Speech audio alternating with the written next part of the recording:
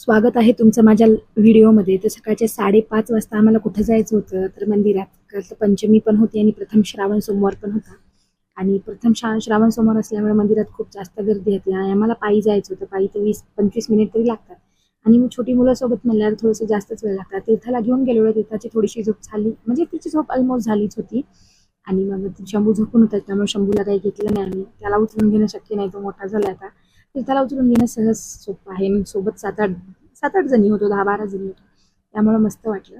आणि तीर्थाला पण घेण्याचा काही प्रॉब्लेम होता, सगळ्यांनी थोडं थोडं घेतलं असतं तिला. आणि मग नाही का आम्ही निघालो. आणि खूप मस्त वाटत होतं. सगळ्यांच्या त्यात पिशव्या होत्या, त्या पूजेच्या पिशव्या, प्रत्येकाचं सामान आणि इव्हन प्यायचं पाणी सुद्धा सोबत होतं, कारण की तीर्थासोबत होती म्हणून. सासूबाईला थोडासा पायाचा त्रास आहे, त्यामुळे थोड्याशा हळू चालत होत्या. मग तीर्था पण याच्या त्याच्याजवळ जात होती. छान वाटत होतं, वातावरण खूप छान होतं. आणि रस्त्याने मी मस्त गाणे पण म्हणले महादेवाचे, अशी वस्तू पण म्हणली. पण ते मला अपलोड करता नाही आली, कारण की मला धाप पण लागत होती. एक तर माझी तब्येत जास्त आहे आणि धाप पण लागत होती, म्हणून ते वेगळाच आवाज येत होता, त्याच्यामुळे मी अपलोड नाही केलं. आणि नंतर नाही का मग आम्ही मंदिरात पोहोचलो. गर्दी नव्हती अजिबात तेव्हा कोणीच, पण आमच्या सगळ्या सासूबाई आम्ही दर्शन घेईपर्यंत पटकन गेला नाही. त्यांनी त्यांचा अभिषेक चालू झाला. मंदिरामध्ये थोडीशी जागा आहे, त्याच्यामुळे सगळ्यांना बसता नाही आलं.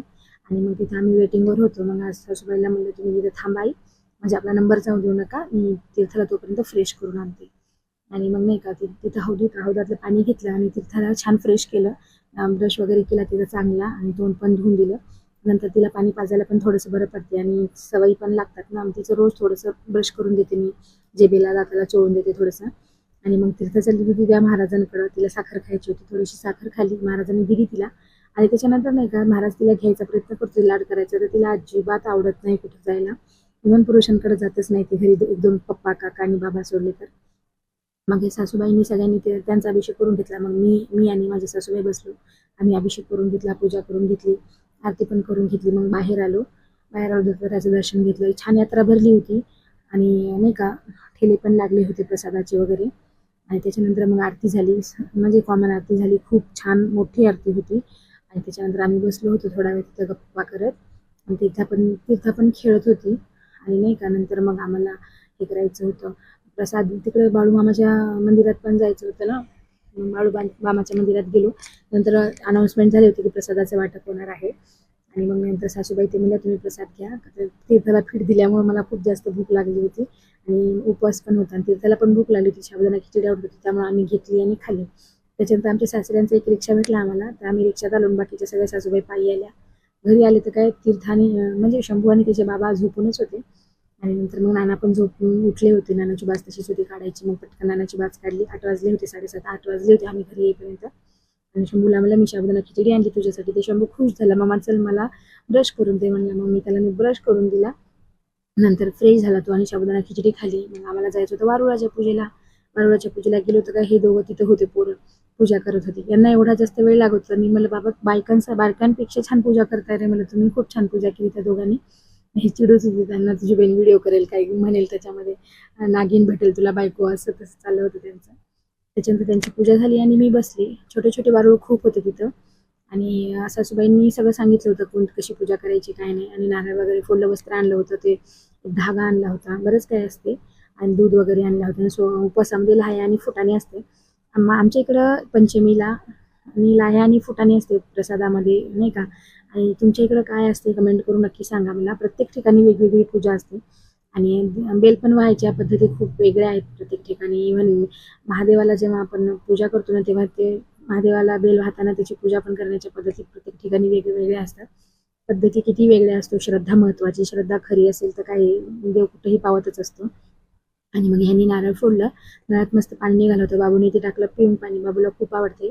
शेताचं वातावरण होतं, आमच्याच भाऊकीचे शेत आहेत तिथे सगळे. आणि मग घरी आलो, थोडंसं फ्रेश झालो. आणि म्हणजे नाही का सारखं फिरायला बाहेर गेलो होतो ना 2 वेळा. मग आले, थोडीशी फ्रेश झाली, कामं वगैरे उरकले. आणि तीर्था झोपली होती म्हणून म्हणलं महादेवाचे बेल वाहून घ्यावा. तर हा जवळच बसला होता. याला काय मोह सुटे ना महादेवाजवळचा. मम्मा तू पाणी टाकून मी तर महादेवाला स्वच्छ करतो, आंघोळ घालतो, असं चाललेलं त्याचं. प्रत्येक जी गोष्ट मी केली तो पण करण्याचा तो प्रयत्न करत होता. महादेवाचा भक्त आहे तो. श्रद्धा खूप आहे त्याची देवावर. अशी श्रद्धा राहावी देवाने त्याच्यावर. देवाचा वरदहस्त नेहमी कायम माझ्या पोराच्या डोक्यावर ठेवावा, बस एवढीच प्रार्थना. आणि सासूबाई सांगत होत्या पूजा कशी करायची काय नाही. आणि त्याच्यानंतर मग मी छान असा वेळ लावून घेतला. पहिल्या बेलाला छान चंदन लावलं आणि त्याचा अग्रभाग आपल्याकडे केला आणि टोक मागं केलं आणि प्रत्येक टोकाचे देठं काढून घ्यायचे असतात. आणि ओम नमः शिवाय ओम नमः शिवाय म्हणत 108 बेला अर्पण केला महादेवाला. मग नंतर पूजा करून घेतली. बाबू मांडीवरच बसला होता. मग त्याला आरती दिली, प्रसाद दिला. त्याच्यानंतर त्याला म्हणलं पटकन आईच्या पाया पड. आईच्या पाया पडल्या, नंतर आमच्या पण पाया पडल्या. आणि त्याच्यानंतर नाही का सासूबाईंनी नागोबा काढला. म्हणजे नाही का पंचमी होती आणि आमच्याकडे भिंतीवर नागोबा काढतात. असं रेडीमेड फोटो आणून नाही लावत. माझ्या आईकडे पण नाही लावत. आम्ही मराठवाड्यातले, माझं माहेर सासर विदर्भातलं, पण दोन्ही ठिकाणी सेमच पूजा करण्याची पद्धत आहे.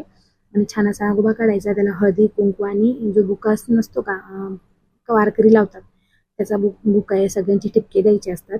आणि ते नाही का वस्त्र आणि वाहायचे, लाही फुटाण्याचा चिकटवायचं त्याला.